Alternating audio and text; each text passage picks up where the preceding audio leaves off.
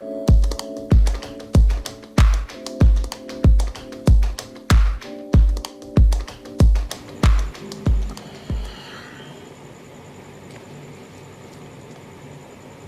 वालेकुम स्टूडेंट्स। आज हम लोग डार्विन के गैलापागोस आइलैंड के ऊपर जो ऑब्जर्वेशंस थी उसके बारे में कुछ बात करेंगे। और कल या पिछले लेक्चर में हमने ये देखा था कि डार्विन को as a naturalist HMS Beagle जो शिप था हर मैजेस्टी का क्वीन का, उसके ऊपर उसको जो है वो हायर किया गया था और वो इस जहाज़ के ऊपर चलते चलते जब गैलापागोस आइलैंड के करीब पहुंचा तो वहाँ पर वो उतर गया। जहाज़ आगे चला गया अपनी नई अगली मंजिलों की तरफ और डार्विन जो था वो गैलापागोस आइलैंड पे उतर गया। ये जो आइलैंड्स हैं ये जो मगरबी साहल है साउथ अमेरिका का उसके साथ लगते हैं and they are named after the large tortoises. वहाँ पर बहुत बड़े बड़े टॉर्टोइजेस पाए जाते हैं, गैलापागो उन्हें कहते हैं। और ये शायद स्पेनिश वर्ड है और that inhabited there. The tortoises weigh up to 250 kg, large tortoises बहुत बड़े बड़े हैं and they have shells up to 1.8 meter in diameter। आप अंदाज़ा लगाएं कि कितने बड़े उनका शेल है and they live for about 200 to 250 years, तकरीबन 250 साल तक जिंदा रहते हैं। and the governor of the island told Darwin that shapes of the tortoises shells were different in different parts of the Albemarle Island के different जगह पे उनके shell की जो shape थी वो different थी। Darwin also noted some other differences. Tortoises from the drier regions had longer necks, but the tortoises from the wetter habitat have smaller necks. But still the tortoises were quite similar to each other, and they were also similar to the tortoises on the mainland of South America। ये बड़ी वाज़ेह बात थी कि ये टॉर्टोइजेस हैं, इनके ancestors एक हैं।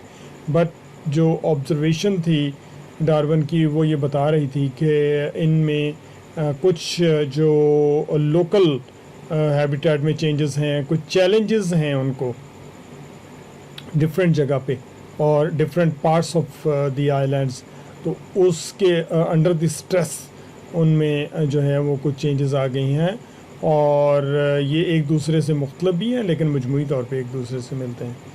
सो डार्विन इस बात पे काफ़ी सोचता रहा कि इसकी वजह तो कोई है कि कुछ जो टॉर्टोइजेस हैं उनकी गर्दनें लंबी हैं और कुछ हैं उनकी गर्दनें छोटी हैं, लेकिन उसकी फिर एक ही इंटरप्रिटेशन थी उसके पास और वो ये थी कि the dry regions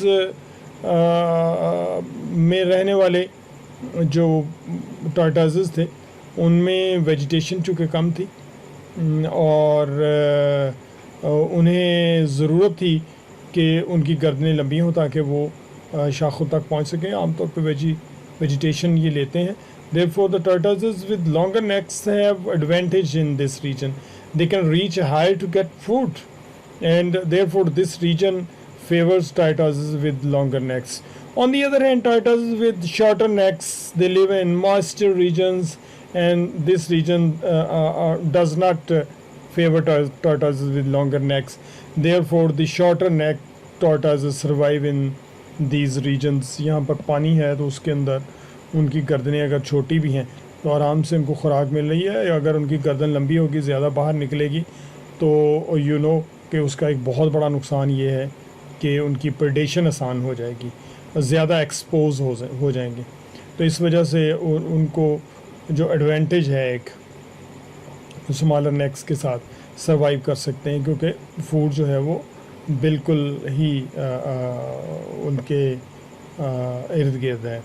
Galapagos island पे जो एक और ऑब्जर्वेशन और जो बड़ी पॉपुलर है वो डार्विन ने की, वो गैलापागोस फिंचेस की थी। Galapagos finches were sparrow-like birds, like house sparrow, smaller in size. Darwin studied different types of finches.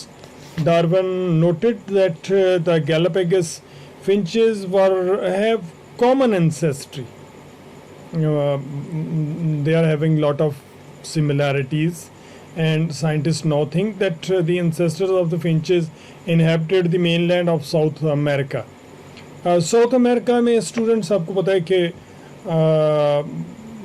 कुछ मुल्क जो हैं उसमें अर्जेंटीना है, चिली है, ब्राज़ील है, ठीक है। तो ये सारा एरिया जो है इसको हम साउथ अमेरिका कहते हैं। And these ancestors of these finches gave rise to Galapagos finches, and some finches arrived in Galapagos Island and they formed single or multiple colonization. वहाँ पर ग्रुप में भी रहना शुरू किया और कुछ जो हैं वो डिफरेंट इंडिविजुअल के तौर पे भी वहाँ पर रहीं.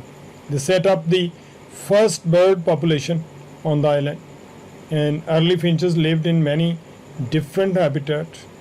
These habitats were without other birds and predators. So ancestral finches were seed eaters. They multiplied rapidly and filled the sea-bearing habitat.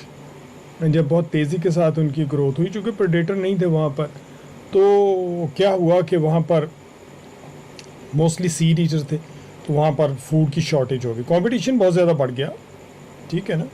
So 14 species of finches arose from this ancestral group, and one of them was found on small Cocos Island, and this island is present northeast of the Galapagos Island.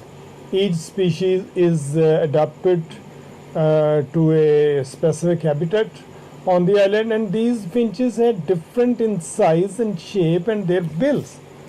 Basically, their beaks and bills were very different and having unique shape according to their food habit. It relates to different dietary adaptations in these finches. So the finches of the Galapagos Island provide an example of adaptive radiations. Students, adaptive radiations क्या होती हैं? The formation of new forms from an ancestral species in response to the opening of new habitat is called adaptive radiation. अब ये देखिए, जब कोई habitat बदलता है तो वो एक चैलेंज आता है, और उस चैलेंज को मीट करने के लिए जो फिंचेस हैं उन्होंने उनके अंदर जो चेंजेस आई हैं उनकी बीक्स के अंदर, उसी को हम अडेप्टिव रेडिएशन इसलिए कहते हैं.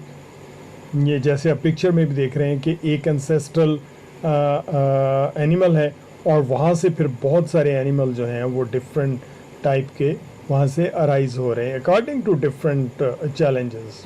फूड हैबिट डिफरेंट कर ली उन्होंने, और उसी हवाले से फिर ये जो एनिमल्स हैं या बर्ड्स हैं वो डेवलप हो गए. डिफरेंट स्पीशीज़ हैं, एंसेस्टर एक था, स्पीशीज़ जो हैं वो फिर डिफरेंट है. तो इससे आप एक और भी अंदाज़ा लगा सकते हैं कि आप देखें, हम लेमार्किज्म की बात कर रहे थे, तो लेमार्क ने इसका मतलब कि बिल्कुल सही कहा था कि जैसे जैसे कोई रिस्पॉन्स आता है तो उनमें जो चेंजेस हैं वो डेवलप होती हैं, और वो चेंजेस जो हैं वो फिर जेनेटिक चेंजेस बन जाती हैं.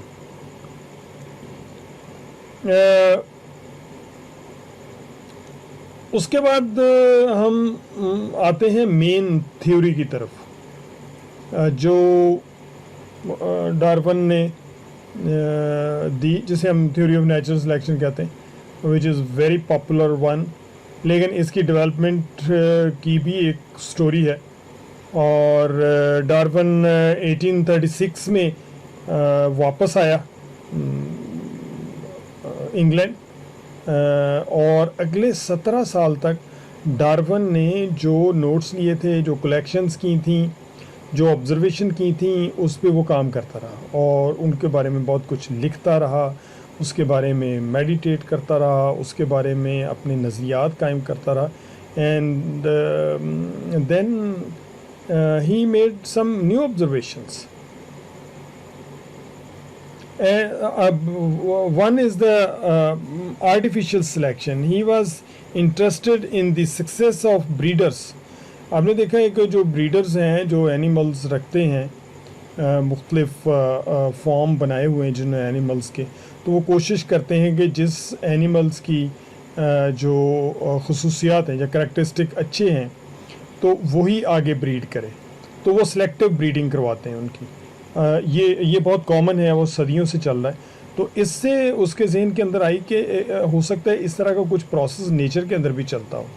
So these breeders develop the desired variations in plants and animal stock, and it is an artificial selection of trait. Darwin thought that similar selection may occur in natural world. Then he studied the principle of population. Population किस तरह से बढ़ती है और उसके बढ़ने से कौन कौन से स्ट्रेस आते हैं, फिर पॉपुलेशन को कंट्रोल करने के लिए नेचर क्या करती है. ये बहुत इंपॉर्टेंट चीज़ थी. So initially Darwin was unable to find a natural process similar to artificial selection. However, he read an essay on by Thomas Malthus. ये बड़ा popular essay था in 1838 and it was entitled Essay on the Principle of Population. Malthus ने बड़ी detail के अंदर ये बात बताई कि किस तरह से पॉपुलेशन जो हैं वो बढ़ती हैं और किस तरह से इनके अंदर फिर जो है वो डिमांड एंड सप्लाई का गैप प्रोड्यूस होता है, किस तरह से इनके अंदर फिर पॉपुलेशन के अंदर फाइट फॉर सर्वाइवल होती है.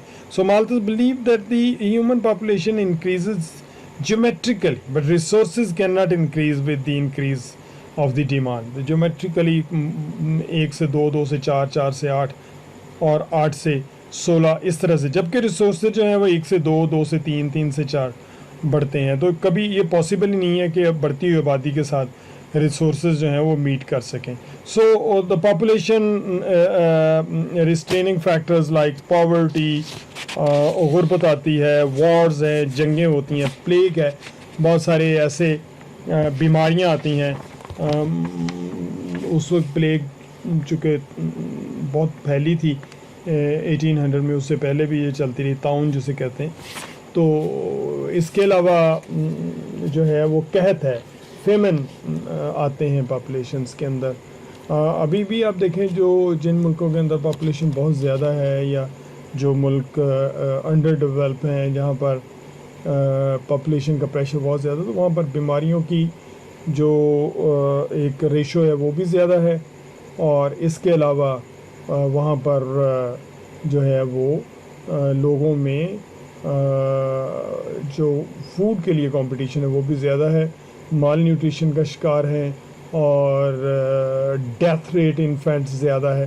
तो ये सारी की चीज़ें जो हैं वो माल्थस के ऐसे में शामिल थी जिसको डार्विन ने बहुत कीनली पढ़ा और उससे अपने नज़रियात जो हैं वो डेवलप करने में उसने मदद ली. Darwin realise that a similar struggle for survival occur in nature and this struggle causes natural selection. Some traits are detrimental for an animal. Such animals cannot reproduce, so they are eliminated. कुछ ऐसे traits हैं, deformities हैं, या कोई animal जो है वो बदलते हुए हालात के साथ उसके अंदर कोई ऐसा trait है जो उसको survive नहीं करने देता, तो वो ज़ाहिर एलिमिनेट हो जाता है, उसके जीन्स ख़त्म हो जाते हैं. वो जब ख़त्म होता है तो आगे ब्रीड नहीं कर सकता. तो वो जो एक बैड करैक्टर, बैड ट्रेट है वो आगे नहीं फैलता. तो इस लेक्चर में बस आज हम इतना ही रखते हैं.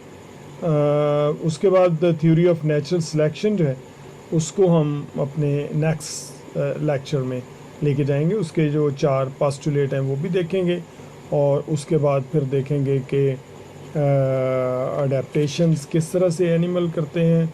और फिर अल्फ्रेड रसल वेलेस का काम भी थोड़ा सा देखेंगे, एविडेंसेस ऑफ एवोल्यूशन किस तरह से, कुछ बातें हमने पीछे डिस्कस भी कर ली हैं, लेकिन दो तीन जो हैं जो रहती हैं वो हम आगे डिस्कस करेंगे ताकि हम इसको जो है वो चैप्टर को वाइंड अप कर सकें।